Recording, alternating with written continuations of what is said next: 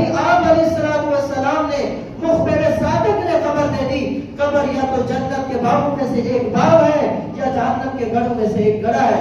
کافر کے لیے یہ جہنم کا گڑھا ہے، مومن کے لیے جنت کے باغوں میں سے ایک باغ ہے۔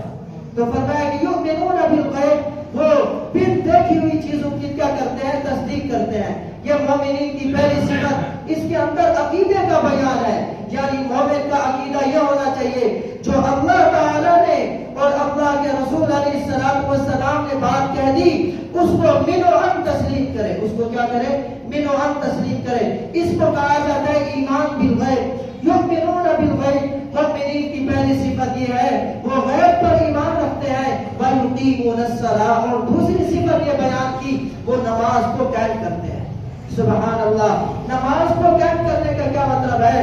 حضرت ابن عباس رضی اللہ تعالی عنہ اس کی تفسیر بیان کرتے ہیں، نماز کو قائم کرنے کا مطلب یہ ہے اتمام الرکوع والسجود والتلاوت، کہ وہ رکوع بھی مکمل ادا کرتے ہیں، سجدہ بھی احسن طریقے سے ادا کرتے ہیں، اور تلاوت قرآن کریم بھی مکمل کرتے ہیں، اور اس کے ساتھ ساتھ نماز کے اندر خشوع بھی رکھتے ہیں۔ یہ ہے یقیمون الصلاۃ، نماز کے قائم کرنے کا مطلب۔ میرے محترم دوستو، اس کے اندر تین چیزیں ہوتی ہیں۔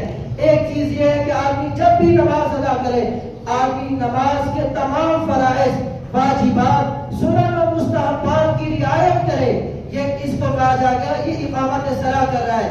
اور اس کے اندر دوسری چیز یہ ہے کہ آدمی جب بھی نماز ادا کرے وہ جماعت کے ساتھ ادا کرے، اور تیسری چیز یہ ہے کہ نماز کو وقت مستحبہ پر ادا کرے۔ یہ نہ ہو بیٹھا ہے جب دیکھا بالکل وقت ختم ہونے جا رہا ہے، نماز کا آخری وقت ہے، اس وقت جلدی کھڑا ہوا اور تیزی کے ساتھ نماز پڑھے، فرمایا اس طرح نہیں ہے۔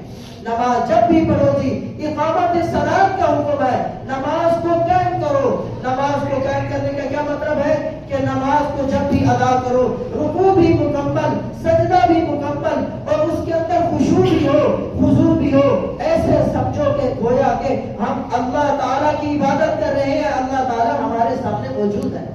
حضرت جبریل علیہ السلام نے پوچھا مال احسان یا رسول اللہ، اے اللہ کے رسول علیہ السلام، احسان کیا چیز ہے؟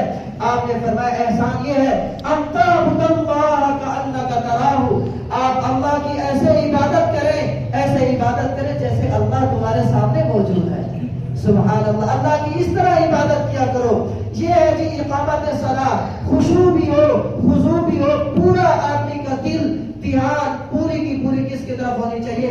اللہ تعالیٰ کی ذات کی طرف ہو۔ یہ ہے اقامت صلاۃ۔ جماعت کے ساتھ نماز ادا کرو۔